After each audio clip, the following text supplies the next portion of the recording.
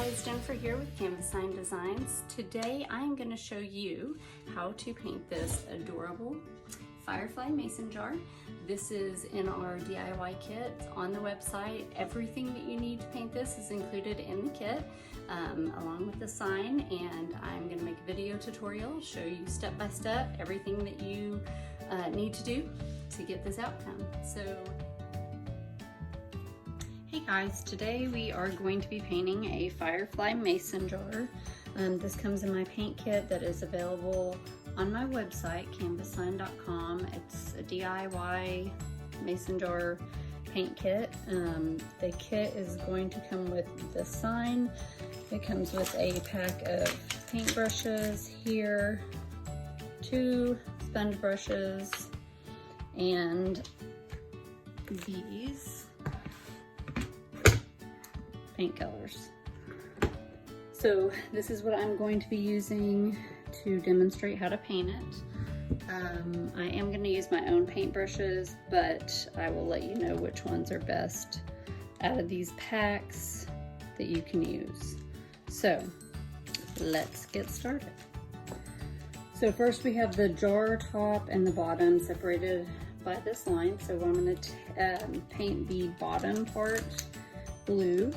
And for that, I'm going to use this sponge brush, the bigger one. These are great to paint with.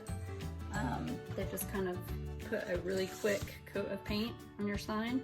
So I just use a paper plate and I'm going to dip this into the paint, and then I'm just going to take it and run it across the sign like this. And we're just going to go over the whole entire sign. You might notice these little pieces of clumps of paint. If you get any of those in your out of your paints, you can just kind of pull them off with your finger, or even if you waited till the sign dried, they will just kind of roll off. But I'm just going to kind of get them off now. So I just kind of put a smooth coat on the sign. You do not need to do it really thick, just a little bit for that first coat, because then it's going to dry and then you can do a second coat. So it kind of looks a little bit streaky right now, but once we get that second coat on there, it won't look like that anymore. So one nice thin coat of paint, and then I'm gonna kind of get the sides with this, and as you can see, it just smooths right on over. You don't have to do the sides, but I always think it looks better if you do. It just gives it a more finished look. And I like using these because it puts like a nice thin coat of paint on your sign, and you don't have to worry about getting it too thick. Just again, just kind of dip it lightly in there and then run it across your sign. You don't want to get too much paint on your sign for that first, for every layer actually. A lot of people think that if they just put more paint on their brush that it will cover, and that's just not how it works. Just put a thin coat of paint on there, let it dry, and then do another thin coat. And this paint that I'm using for myself is kind of older, so that's why those kind of clumpy pieces are in there. So just don't pay attention to those. Hopefully yours will not have that. So while this is drying, just to save time, I'm gonna go ahead and do the top of the jar. I like to flip my signs around like this. As I paint them, just allows me to reach it better. So instead of using the skinny paintbrush, you probably would use this bigger paintbrush here. It's a 5/8 for the jar. I guess I can go ahead and do that. And you're just gonna kind of run run it back and forth. Just get a little bit of paint on there, not too much. You definitely don't want to glob it on there like this and leave it on there like that, because it gets really thick and it will dry very lumpy. So just try to smooth it out and smooth everything out. And then when it looks like you've kind of run out of paint a little bit, then you can get some more. But you want to just kind of make it a slower process. Nice thin coats.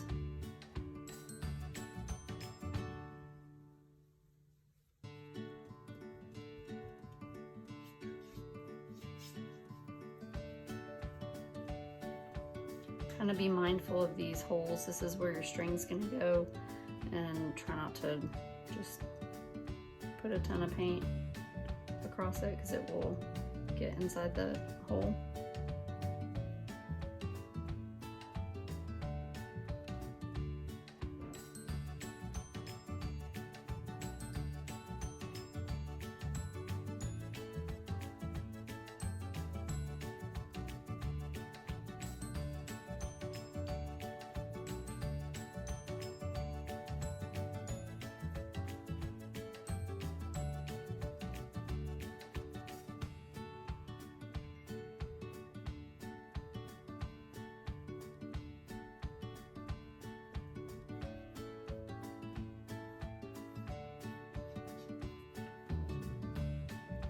And then again, we're just gonna kind of go through here and get these sides. Gives it a nice finished look.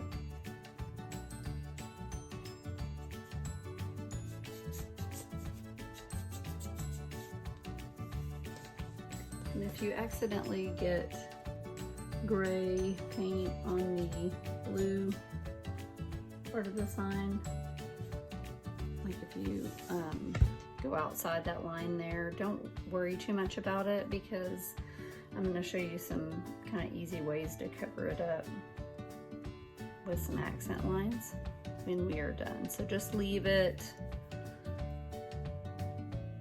Don't make yourself crazy trying to go back and forth getting it perfect. So now I'm going to try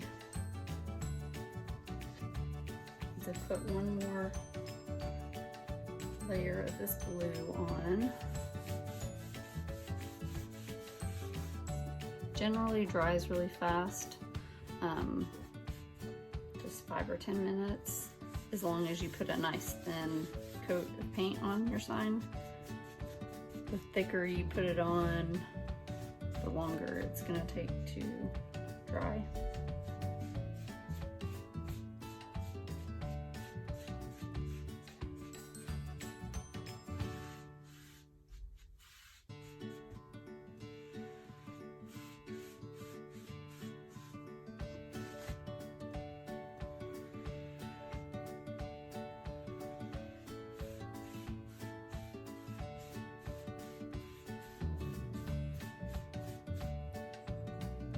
So I just kind of go back and forth, maybe do like 3 coats of paint of the blue and 2 or 3 of the gray, just until it's nice and coated. And I just kind of go back and forth between the 2 just for speed reasons. But if you wanted to do all the blue first and then do the gray, that way you didn't have to worry about mixing the colors right here, you could do that.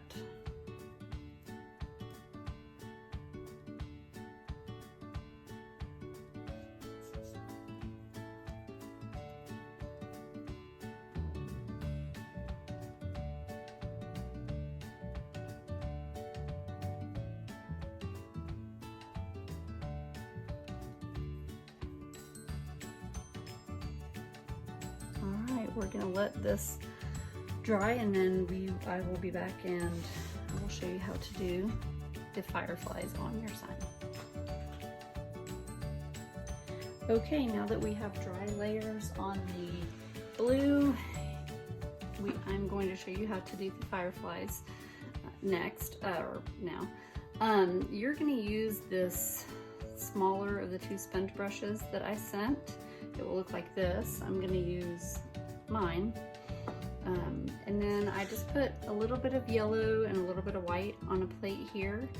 We're just going to take the sponge brush and we are just going to barely dip it in this yellow just to get a little bit. And I'm going to kind of wipe it off a little bit like this. And then I'm going to get a little bit of white in there just to kind of lighten that yellow up just a little bit, because we're going to do kind of a couple of layers. So I'm going to do probably 4, one here, one here, one here, and one here. So I'm going to take this sponge brush and just barely, you can see I'm not really putting any pressure on it. I'm just kind of rubbing it like this across the top. And then I'm going to do the same thing over here, and then over here, and over here. So you just kind of have this, you want it kind of just blurry and messy looking. So after I do that, I'm going to just dip a little bit of it back into the blue, because I want to try to kind of blend it in a little bit. Again, I'm just going to do the same thing. As you can see, I'm not putting any pressure, but I'm just kind of rolling it across the top just a little bit. Just kind of smoothing it in a little bit. Okay, so they kind of look like this, and they don't have to be perfect circles. You kind of want to, you know, make them look a little, not messy, but just kind of a little not perfect. So I'll let that dry just a bit.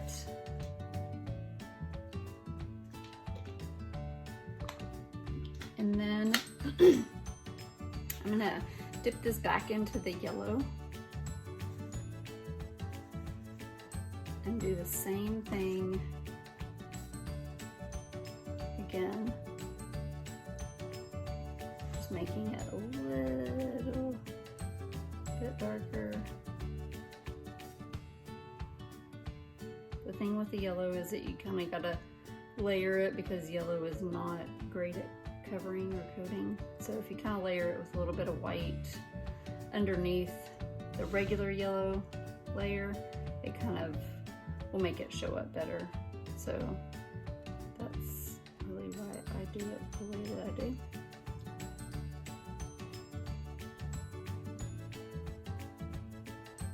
And you're just not going to want it to be a lot of thick paint right here. So again, I just can't stress enough, very lightly, do not press down and do like this, just very light.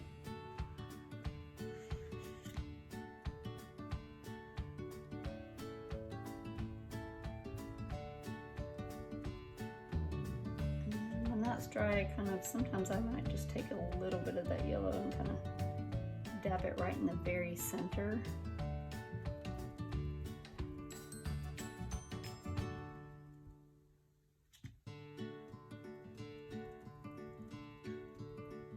If there's any little like bubbles like that, most of the time they will pop, but it will be kind of textured, so you can kind of smooth it out by just rubbing it across, or just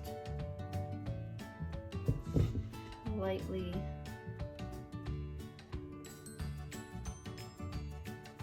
applying a little bit of pressure to it.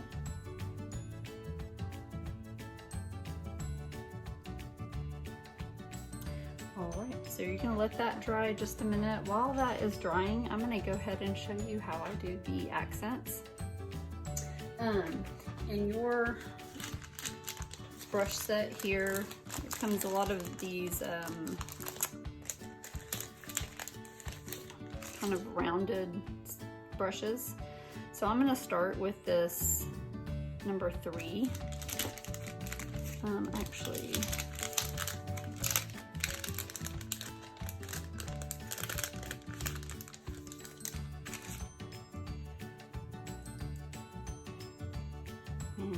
they're the same sizes, but I might use the number, no, I'm gonna go with the number 3. Number 3, and I'm just gonna dip the number 3 into my white. Doesn't have to, you know, be a lot, but just a little bit to cover the tip. And then we're gonna kind of do the top of the mason jar. So I'm gonna start by not pressing down really hard, but just kind of wisping this line across the top of the jar. Let's see, I'm gonna get a piece of cardboard. If you want to practice on a piece of cardboard, that works great.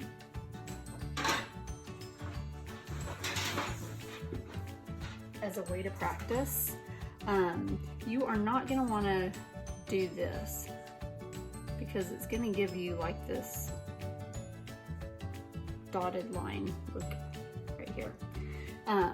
Nor are you just gonna wanna do this because it's gonna start out really thick and kind of gradually get thinner. I like to just dip my brush in and just kind of sweep it across like this. I'm okay that it's thicker in some spots than others. You want it to look, it's not gonna look completely solid like this all the way across the sign. So you're gonna kill yourself trying to make it look like that, so just don't go with it. But as long as it just doesn't look like this just doesn't look great. Probably the biggest mistake I see with people making these is just doing that, and just keep, like they just do it too thick like this. So you're just gonna wanna kinda keep it really thin. So I go outline the jar here, and then I am gonna go across this line right here where the blue and the gray go together, just to kind of hide that transition area.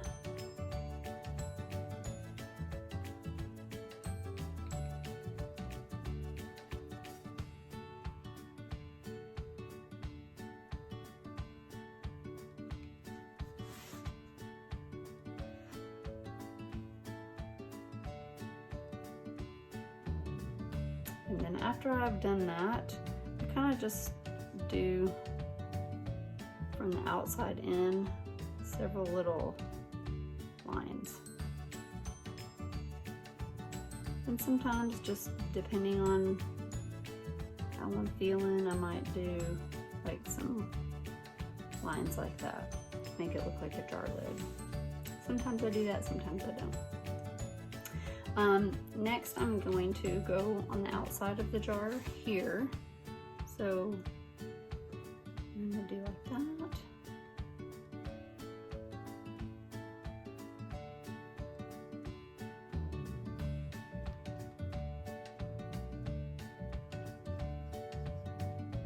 And then I also think it's kind of cute to just do some little areas like that just kind of give it a little bit of a jar look. So after I do that with the white, I'm going to now get my black and do the same thing on top of the white over the black. And we could, I usually use a smaller brush, so I'm going to use probably this 2 brush here, and then we'll use this for the fireflies also. So I'm going to dip a teeny tiny bit of this in the black and just kind of do the same thing over my white. And it's a preference as to how thick you want these lines. Some people like them really thick, some people like them really thin.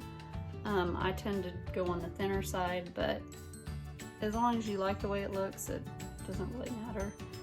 It's a good thing about painting is everybody kind of has their own way of doing things, and none of it's right. And none of it's wrong.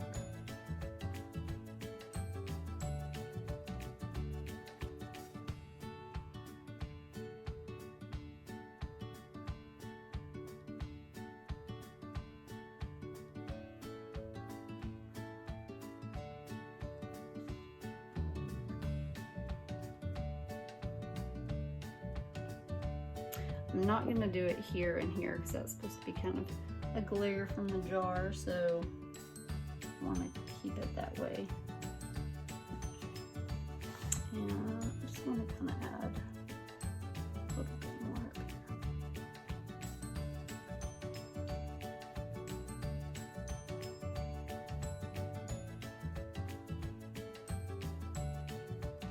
All right, so now our yellow, it's not quite dry, but it's dry enough to do the fireflies. Again, if you want to practice this technique on a piece of cardboard, that would be great. I'm gonna just slightly dip my brush into that black, and I'm gonna make like just a little oval like this. It doesn't have to be perfect, it doesn't have to close, it's okay if it's a little wonky looking, just go with it. And then I'm gonna take this and kind of just do some big little wings here. And again, mine are never even. One's always bigger than the other, just because you're going in different directions. It's just gonna be like that. I don't worry about it. If you get too nervous about it, then just completely wait until this yellow is totally dry and just get a pencil and pencil them on first. And then just go over them with your paintbrush. Or you could use a black Sharpie marker, that would work as well, if you're too nervous to use a paintbrush. But just know that it's just paint. You can always paint over it. If you mess up really bad, get a wet wipe and wipe it off and go at it again. So I'm gonna do this just right on top of this yellow.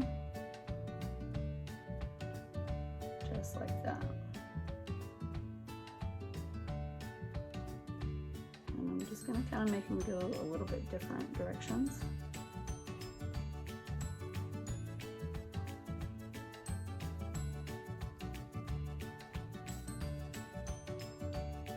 I kind of like them not being like perfect. You know, it's just too stressful to try to make them all match and look exactly the same.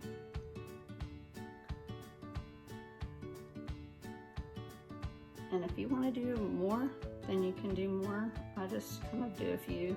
It's just how I've always done it typically, because I write on the signs, and so I don't want it to look too crowded. So you could always add another one here and maybe another one here if you wanted, however you want to do it. But that's how I do mine. So that's the finished product. Now I'm going to show you how to tie your string on.